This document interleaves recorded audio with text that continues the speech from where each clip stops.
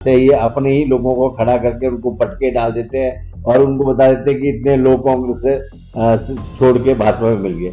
ये इनका पुराना तरीका है।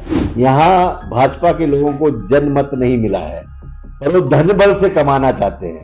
सबसे पहले तो नड्डा जी का हिमाचल में मैं स्वागत करता हूँ कि बड़े टाइम बाद उन्हें मौका मिला हिमाचल के लोगों को पूछने का तो कितना विकास आपकी डबल इंजन की सरकार ने हिमाचल प्रदेश में किया। अगर आप इस बात को मानते हैं कि उन्होंने विकास किया होता तो फिर क्यों आप सत्ता से बाहर हुए। हिमाचल की अगर आप बात करते दिल्ली में तो माननीय प्रधानमंत्री जी आए थे, 1500 करोड़ की यहाँ घोषणा करके गए, वो पैसे अभी तक नहीं आए। कितनी आपदा हिमाचल में आई है उस समय आप आंकलन करने क्यों नहीं आए। डीजल पेट्रोल के रेट्स आप देख लो कहाँ पहुंच गए, रसोई गैस देख लो आप कहाँ पहुंच गया। जब हमारे टाइम में हमने सिर्फ कुछ पैसे बढ़ाए थे तो आपके जो नेता थे वो गले में प्याज और सिर में सिलेंडर लेके घूमते थे। अब क्या करे हिंदुस्तान की जनता। अब आप ही बता दें, तेल जो है वो कैन्यू में ना ले जाए। क्या हमारे बागवान, क्या हमारे जो किसान हैं उनके पास कोई अपने पेट्रोल पंप है। पेपर देखो, नीट का पेपर लीक हुआ, मन की बात करने हमेशा आ जाते हैं। उन्होंने एक बार भी ट्वीट किया नीट के पेपर क्यों लीक हुआ, आप किसी ने बोला कैसे हुआ। स्टेट ऑफ हार्मोन्स में हमारे एक युवक की जो डेथ हुई है, आपने उसकी सुध नहीं ली। कोई भी व्यक्ति हमीरपुर उसके घर नहीं गया।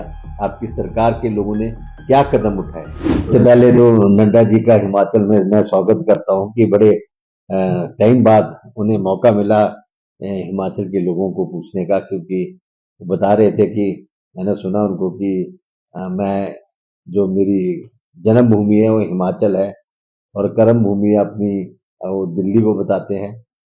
तो मैं ये बताना चाहूँगा कि नड्डा जी जब हिमाचल की राजनीति में प्रवेश किया था तो उनकी कर्म भूमि भी हिमाचल ही थी। स्टार्टिंग उन्होंने हिमाचल से की थी और यहाँ वो विधायक भी रहे और मिनिस्टर भी रहे। उसके बाद वो दिल्ली गए हैं तो इलेक्शन उन्होंने नहीं लड़ा है और राज्यसभा में वो डिफरेंट डिफरेंट स्टेटों से चुने गए। तो मैं आपको बता देना चाहता हूँ नड्डा जी कि सबसे पहली बात तो ये है कि डबल इंजन की सरकार इससे पहले भी थी हिमाचल प्रदेश में। तो कितना विकास आपकी डबल इंजन की सरकार ने हिमाचल प्रदेश में किया। अगर आप इस बात को मानते हैं कि उन्होंने विकास किया होता तो फिर क्यों आप सत्ता से बाहर हुए, क्यों आपकी सत्ता नहीं आई, मैं ये पूछना चाहता हूँ। दूसरी बात ये है कि आप हिमाचल के बारे में आपने सोचना बिल्कुल बंद कर दिया है। हिमाचल की अगर आप बात करते दिल्ली में तो माननीय प्रधानमंत्री जी आए थे और 1500 करोड़ की यहाँ घोषणा करके गए, वो पैसे अभी तक नहीं आए। अगर आप हिमाचल की बात करते तो हिमाचल किस परिस्थिति से गुजरा है, कितनी आपदा हिमाचल में आई है, उस समय आप आंकलन करने क्यों नहीं आए। या आपने जो आपके लोगों ने जो टीम दिल्ली से आई थी, डिजास्टर की टीम आई थी, उन्होंने आंकलन किया, उस हिसाब से हिमाचल को पैसा क्यों नहीं मिला। आज आप बोलते हैं कि हमने हिमाचल को पीछे धक दिया है। मैं आपको बता देना चाहता हूं कि इन सीमित संसाधनों में भी हिमाचल को हमने किसी भी विकास के कार्य से वंचित नहीं रखा है। हमने प्रयास किए हैं कि अपने सीमित संसाधनों से हिमाचल को आगे बढ़ाया जाए, हिमाचल में विकास के कार्य किए जाएं। और मैं स्पष्ट करना चाहता हूं कि स्टेट ऑफ हार्मोन्स में हमारे एक युवक की जो डेथ हुई है, आपने उसकी सुध नहीं ली। कोई भी व्यक्ति हमीरपुर उसके घर नहीं गया। आपकी सरकार के लोगों ने क्या कदम उठाए। आपने तो इवन की मैं आपको बताना चाहता हूं कि जो आज त्राही त्राही मची हुई है पूरे देश में, वो बेरोजगारी है। डीजल पेट्रोल के रेट्स आप देख लो कहाँ पहुंच गए, रसोई गैस देख लो आप कहाँ पहुंच गया। जब हमारे टाइम में हमने सिर्फ कुछ पैसे बढ़ाए थे तो आपके जो नेता थे वो गले में प्याज और सिर में सिलेंडर लेके घूमते थे। अब क्या करे हिंदुस्तान की जनता?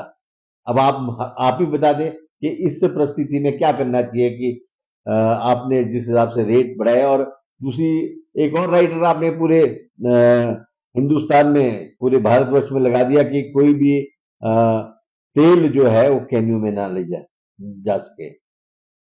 आप एक चीज बताइए, क्या हमारे बागवान, क्या हमारे जो किसान हैं, उनके पास कोई अपने पेट्रोल पंप है जो वहां से भर के वो अपने थ्रेशर चलाएंगे, अपने ट्रैक्टर चलाएंगे, अपने जो मशीनरीज है जो उपयोग करते हैं, वो चाहे हॉर्टिकल्चर के लिए चाहे एग्रीकल्चर के लिए, उन सब चीजों में तेल लगता है। तो तेल अगर कैनी में नहीं ले जाएंगे तो क्या आप उन सभी लोगों किसानों को क्या अलग अलग पेट्रोल पंप से लेके दोगे? तो आप इन बातों पे आपने विचार करना बंद कर दिया, इन चीजों को आपने बोलना बंद किया। और पेपर देखो, नीट का पेपर लीक हुआ, माननीय प्रधान जी मन की बात करने हमेशा आ जाते हैं, 8 बजे आज प्रधानमंत्री जी मन की बात करेंगे। उन्होंने एक बार भी ट्वीट किया नीट के पेपर क्यों लीक हुआ? आप किसी ने बोला कैसे हुआ? और आज परिस्थिति यह है कि विमानों में पेपरों को भेजा जा रहा है, वहां से सप्लाई किया जा रहा है। ऐसी परिस्थिति क्यों आई हिंदुस्तान? इन चीजों पे आपने विचार क्यों नहीं किया? तो मैं स्पष्ट कहना चाहता हूं कि आप अपनी नीतियां जो आपकी है उससे आज पूरा देश बेहाल है। और आप चिंता कीजिए, मंथन कीजिए, यहाँ हिमाचल का मंथन कीजिए, क्योंकि आप हिमाचल ही आपकी कर्म भूमि है, हिमाचल ही आपकी जन्म भूमि है, और जो कुछ भी है वो हिमाचल से है। मैं ये समझता हूं कि आपको ये मंथन करना चाहिए और आपको केंद्र सरकार के सामने इन बातों को रखना चाहिए कि यहाँ के मुद्दे क्या है। और यहाँ सभी लोग रहते हैं, कांग्रेस के लोग भी रहते हैं, बीजेपी के लोग भी रहते हैं, और जो भी आप कार्य करोगे वो किसी इंडिविजुअल के लिए नहीं करोगे, पूरे हिमाचल के लोगों के लिए करोगे। इसलिए मैं आपको स्पष्ट करना चाहता हूं कि कृपया करके आप इन चीजों पे, आज हमारे युवा बेरोजगार है, ये चीज को आप केंद्र में उठा सकते हैं। पेट्रोल, डीजल, गैस, इन सभी चीजों के रेट बढ़ने से आप ये देखिए, हमारा किराया महंगा हो गया, हमारी सब्जियां महंगी हो गई, हमारी दालें महंगी हो गई, इन सब चीजों में फर्क पड़ रहा है। आप इस चीज को कंट्रोल कीजिए ताकि देश को एक अच्छा शासक मिले। और अगर आप देश को चला रहे हैं, इसका मतलब ये नहीं है कि आप हमेशा ही सत्ता में रहेंगे। यहाँ की जनता कभी भी आपको उखाड़ के फेंक सकती है। तो मेरा आपसे निवेदन ये है नड्डा जी कि आप जब केंद्र में जाएं तो माननीय मोदी जी के सामने इन मुद्दों को रखिए ताकि हिमाचल के लोगों का सुधार हो सके। बहुत बहुत धन्यवाद। विनीत जी, अगर बात ये जो ढोंग है, भाजपा के लोग बहुत अच्छा करना जानते हैं, ये अपने ही लोगों को खड़ा करके उनको पटके डाल देते हैं और उनको बता देते हैं कि इतने लोग कांग्रेस से छोड़ के भाजपा में मिल गए। ये इनका पुराना तरीका है और ये हमेशा, देखो मैं आपको स्पष्ट करना चाहता हूं, यहाँ भाजपा के लोगों को जनमत नहीं मिला है और वो धन बल से कमाना चाहते हैं आदमी को। तो मैं उनको स्पष्ट करना चाहता हूं कि जो भी व्यक्ति चुनाव लड़ता है उसको जनमत मिलना चाहिए, धन बल की जरूरत नहीं है। आप धन बल से काम कर रहे हैं, आप गलत कर रहे हैं। यहाँ जनमत की जरूरत है, जिसको जनमत मिला है वही लोग स्वीकार करेंगे।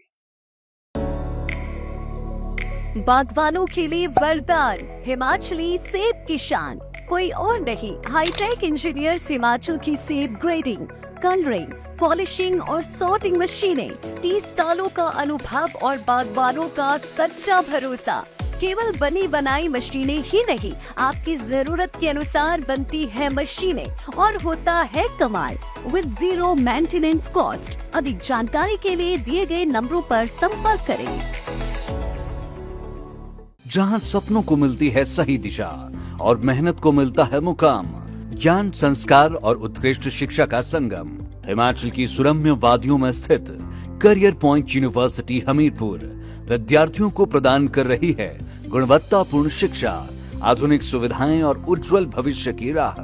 तो दे अपने करियर को नई पहचान, क्योंकि यहाँ सिर्फ डिग्री नहीं बल्कि सफलता की मजबूत नींव रखी जाती है। आपके सपने हमारी प्रेरणा। आज ही प्रवेश लें और अपने सुनहरे भविष्य की शुरुआत करें। Career point university Hamirpur.